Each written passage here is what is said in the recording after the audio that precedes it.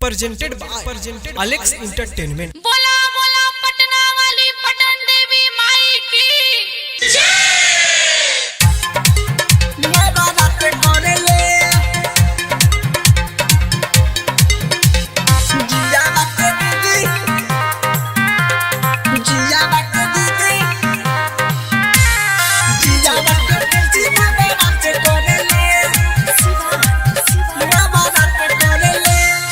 सखी सहेलियन के साथ करतिया पूजा पाठ, सखी सहेलियन के साथ करतिया पूजा पाठ। बीजा पातर छित तब हुई नहीं डरेले, नहीं डरेले, नहीं डरेले।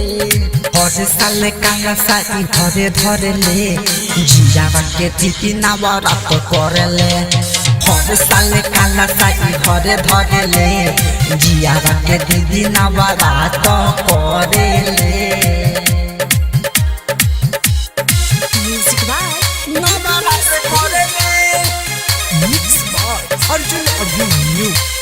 जियावा के दीदी, जियावा के दीदी, जियावा के दीदी नवरात करेले, नवरात करेले। मैया के भगवती में हरदम रहेले लीन हो, चुनरी चढ़ैले हैं बिया जोड़े नारियल की न हो, जोड़े नारियल हरे।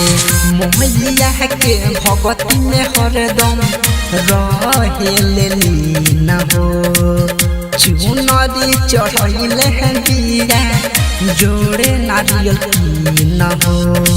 बिया बड़ी मुस्कान केहू से बिया न लजात, दुनू हाथ जोड़ी बिनती बिनम करेले, बिनम करेले, बिनम करेले। हर साल काला साई घरे धरेले, जियावा के दीदी नवरात करेले। हर साल काला साई घरे धरेले, जियावा के दीदी नवरात करेले।